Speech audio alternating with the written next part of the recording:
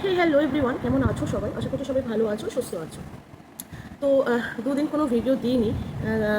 বাড়িতে একটু ব্যস্তই ছিলাম। আমি হচ্ছে একদম সরকারি চাকরি করি, তো সেই কারণে ব্যস্ততা। আর যেটা বলার যে একটা কি সুন্দর ব্লগ দেখলাম না? হ্যাঁ, খুবই সুন্দর একটা ব্লগ আমি দেখলাম একটা দুপুরবেলা। তো ইতিমধ্যে তোমরা সবাই দেখে নিয়েছো। তো পরিবারের সবাইকে নিয়ে কি সুন্দর ঘুরতে যাওয়ার একটা ব্লগ। হ্যাঁ, খুব সুন্দর একটা ব্লগ। আর টিনাকে তো যাই পড়ায়, মানে টিনা যাই পড়ে, টিনাকে তো সেটাতেই সুন্দর দেখতে লাগে। সুন্দর, মুখস্থটা সুন্দর, তাই জন্য দেখতে ভালোই লাগে। আর যেটা দেখলাম যে ওরা বাসে করে দীঘা যাচ্ছে। দীঘাই হবে, কারণ আগের একটা ভিডিওতে ও টাইটেলে কিন্তু দীঘাই লিখেছিল। আগের একটা ভিডিও টাইটেলে কিন্তু দীঘাই লিখেছিল, তো সেই কারণে দীঘাই বলছি, দীঘাই যাচ্ছে আর কি। তো দীঘা অবশ্যই খুব সুন্দরই জায়গা। একদিন দুদিনের জন্য সময় কাটাবার জন্য সত্যি খুব সুন্দর জায়গা। আমরা নয় নয় করে অনেকবারই ঘুরে এসেছি। আমাদের যেহেতু মন উঠলেই, মানে মনে হলেও চলো দীঘা যাই, তো দীঘা এই রিসেন্টলি যাওয়ার প্ল্যান হয়েছিল। তাই বললাম যে না, এখন আমার দীঘা যাওয়ার কোনো প্ল্যান নেই, তো বলে আমি কাটিয়ে দিয়েছি। কিন্তু কথা হচ্ছে যে দীঘা গেল খুব সুন্দর, ঠাকুমা, বৌদি, মা, আর হচ্ছে সোনাই কাকা। ভালো লাগলো, খুব সুন্দর বাসে করে। আর সবাই মিলে একসাথে যাওয়ার মজাটা কিন্তু সত্যি খুব ভালো, আলাদা একটা মজা। ওই একা একা গেলে না ভালো লাগে না। কিন্তু আরেকজনকে দেখলাম একা একাই গেল, ওই ছেলেকে সঙ্গে নিয়ে গেল, তার কারণ মা দেখাশোনা করতে হবে তো মাকে। ছেলেকে তো ও দেখাশোনা করতে পারবে না, কারণ ও যদি দেখাশোনা করে ছেলেকে, তাহলে আবার একাধারে ব্লক কী করে করবে। তো সেই কারণে ও মাকে নিয়ে গেল, যাতে মা ছেলে দেখাশোনা করে আর ও ব্লক করে। পুরে মানুষের যা হয় আর কি, এ লোকের খেটে কাজ করে ইনকাম করার কোনো ইচ্ছে বা প্রবণতা কিছুই নেই। এই দেখো, এটা পাকা চুল। তাই আমি প্রথম দিন ভাবলাম এটা কী চকচক করছে, এই এখন দেখছি পাকা চুল। তাই বয়স হয়ে গেছে, চুল পেকে গেছে।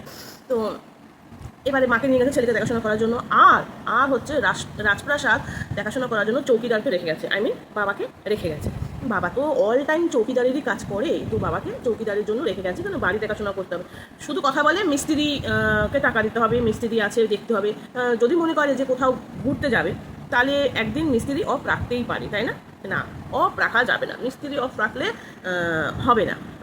আর তার জন্য বলা হচ্ছে যে মিস্ত্রি রয়েছে, কিন্তু না, অ্যাকচুয়ালি বাড়িটা খালি রেখে যাওয়া যাবে না, সেই জন্য চৌকিদার বাবাকে রেখে গেল। আর বাবা তো কী আর বলবো, মানে ওইরকম বাবা তো মানে ভাগ্য করে মানুষ পায়, কারণ চলে রাগ কাটে না। যেখানে বসিয়ে দেবে সেখানেই বসে থাকবে, যা বলবে তাই শুনবে, কারণ ছেলের পয়সায় বাবা খাচ্ছে। বাবা ঠাকুরদার জমির ওপর যে ছেলে ফুটানি মারছে সেটা না, ছেলের পয়সায় বাবা খাচ্ছে, এটাই হচ্ছে কথা। হ্যাঁ, দীঘা, এবার আসি দীঘা। বাসে করে গেছে। বাসে কী হয় বলো তো, তুমি যদি নিজস্ব গাড়ি ভাড়া করে যদি যাও, আমি নিজস্ব গাড়ির কথা বাদ দিলাম, গাড়ি ভাড়া করে গেলে কী হয়, তুমি তোমার ইচ্ছে মতন যেখানে সেখানে একটু দাঁড়াতে পারবে, যেখানে সেখানে দাঁড়িয়ে একটু ভিডিও করতে পারবে বা ব্লগ বানাতে পারবে, বা ওয়াশরুম যাওয়ার, মেয়েরা সঙ্গে থাকলে একটা ওয়াশরুম যাওয়ার ব্যাপার থাকে, সেটাও তুমি জায়গা বুঝে দাঁড়াতে পারবে। কিন্তু বাসে করে গেলে কী হয় বলো তো, বাসে করে গেলে প্রথমত ওরা তো সব স্টপেজে দাঁড়ায় না, বা বাসে করে গেলে ওদের একটা নির্দিষ্ট জায়গা আছে, ওরা সেখানেই দাঁড়ায়। সেখানে খাওয়া দাওয়া, ওয়াশরুম যা যা করা সব কিছু কমপ্লিট করতে হয়। তো বয়স্ক মানুষজন নিয়ে গেলে না, বাসে করে গেলে একটু প্রবলেমই হয়। তাই আমি মনে করি যে একটা গাড়ি ভাড়া করে নিয়ে যদি ঘুরতেই যাবো, তো আমি কমফোর্টেবলি ঘুরবো, তাই না? বাসটা একটু একটু কাছে পিঠে যাওয়ার জন্য ঠিক আছে, বাট লং জার্নির জন্য বাসটা অ্যাভয়েড করাটাই ভালো। বাট অনেকে আছে বাসে করে যায়, আর এখানে যেহেতু একটা ট্যুরের মতন করেই সবাই, অনেকেই আছেই বাসের মধ্যে, তাই গেছে। যদিও আমি এইভাবে কোনোদিন যাইনি, তাই হয়তো সেই অভিজ্ঞতা নেই আমার। হ্যাঁ, বাসে করে একবার গেছিলাম অনেক বছর আগে, তোমার এতে গেছিলাম দার্জিলিং, গ্যাংটক। তো তখন আমার ছেলে 3 বছর বয়স, তখন গেছিলাম। তো ভীষণই কষ্ট হয়েছে, ভীষণই কষ্ট। সারা রাত ছেলেকে করে করে নিয়ে বসে গেছে, ছেলে এক্সট্রা সিট নেয়নি, আর এই হাত ব্যথা হয়ে গেছে, ভীষণই কষ্ট হয়েছে বাসে। আমার আর সত্যি কথা বলতে আমি একদমই বাস জার্নি প্রেফার করি না, কারণ আমার ভালো লাগে না। যাই হোক, যদি বসে যাওয়ার ব্যাপার থাকে তাহলে ওকে, বাট লং জার্নি আমি একদমই পছন্দ করি না। যার যার ব্যাপার, তো ঠিক আছে, ওরা গেছে, সবই ঠিক আছে। আবার আবার আরেকদিকেও এটাও ভালো যে সবাই মিলে বাসের মধ্যে হই হুল্লোড় করতে করতে যাওয়া, গল্প চেঁচামেচি এগুলো করতে করতে করতে গেলেও সময়টা কেটে যায়। তো দেখো, বাড়ির প্রত্যেককে নিয়ে ঘুরতে যাওয়া আর একা একা যাওয়া, নিজস্ব গাড়ি নিয়ে একা একা যাওয়া, দুটোর মধ্যে কিন্তু আকাশ আর পাতালের পার্থক্য।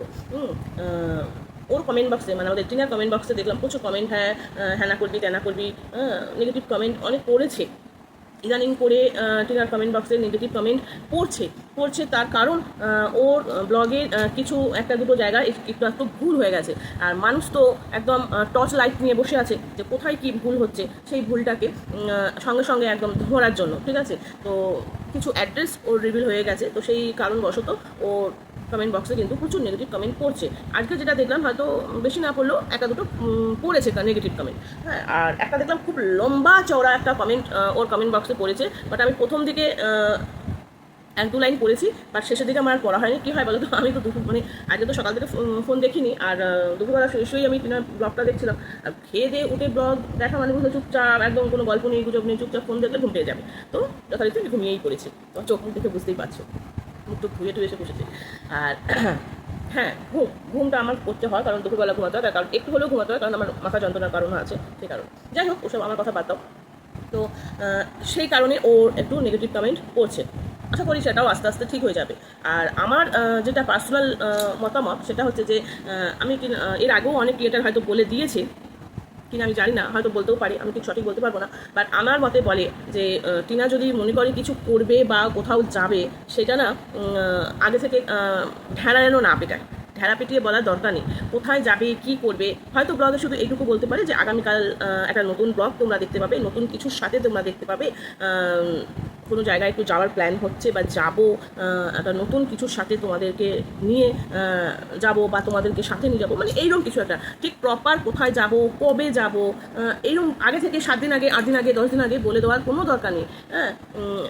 যেদিন যাবে তার আগের দিনের ব্লগে ডিক্লেয়ার করলেই যথেষ্ট। কারণ কি হয়, কিছু মানুষের কোনো কন্টেন্ট থাকে না, তাদেরকে আবার ওই টর্চ লাইট নিয়ে খুঁজতে হয়, কোন বাড়ি যাব, কোন বাড়ি গেলে আমি একটু কন্টেন্ট খুঁজে পাবো।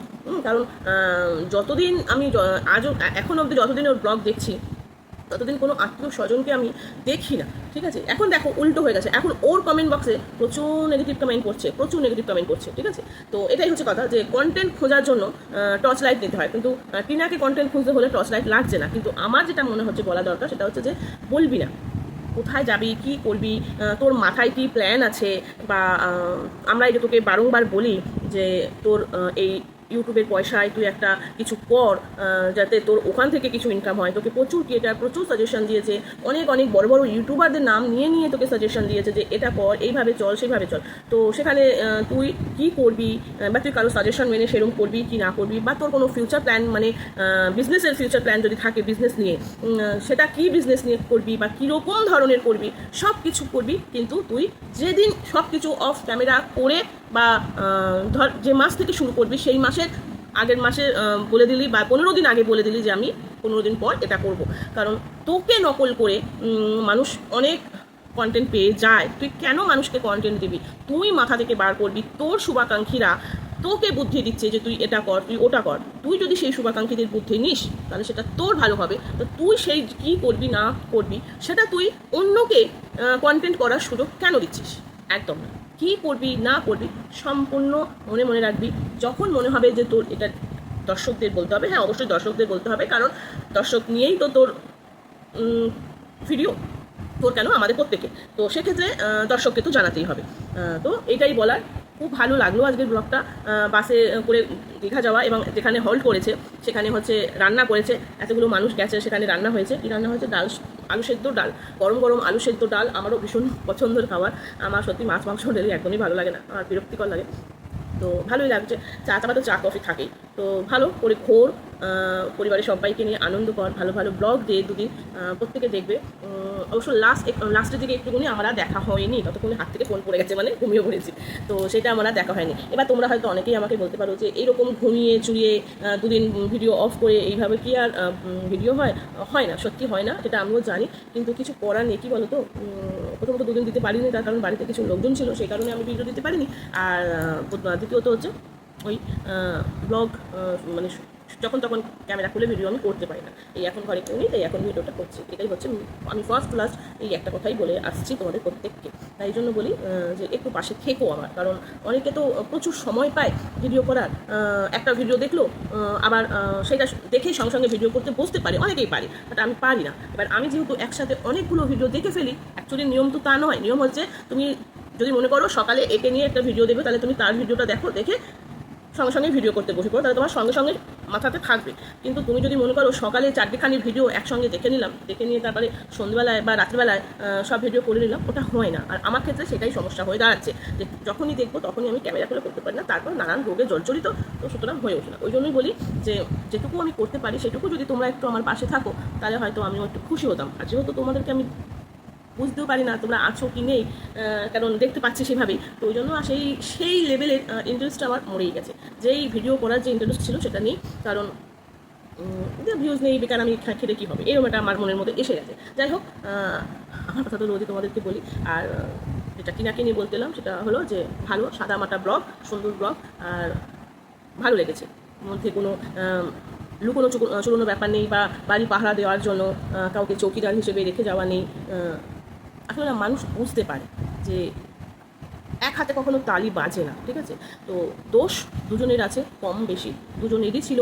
হ্যাঁ, তো সেখানে দুজনে যদি দুজনের মতন ঠিক করে নিত না, আজ এই সংসারটা আর এই বাচ্চা শিশুটি বাবা মা দুজনকেই কাছে পেত। কিন্তু কিছু ভিউজের লোভ, কিছু টাকার লোভ এই সংসারটাকে শেষ করে দিল। আর যে পুরুষরা এই কর্মঠ নয় এবং শুধু ভাবে ঘরে বসে বসে শুধু ক্যামেরা ধরবো আর ব্লগিং করবো আর টাকা পাবো না, কিছু নিত্য নতুন কিছু আইডিয়া রাখতে লাগে, বা এখান থেকে আইডিয়া নিয়ে অনেক কিছু মানুষ অনেক কিছুই করে। যাক, এই আইডিয়া আমি এই পুরে লোকটাকে দিতে একদমই চাই না। তো যাই হোক, মোটের ওপর আমার ব্লগ ভালো লেগেছে, সুন্দর লেগেছে।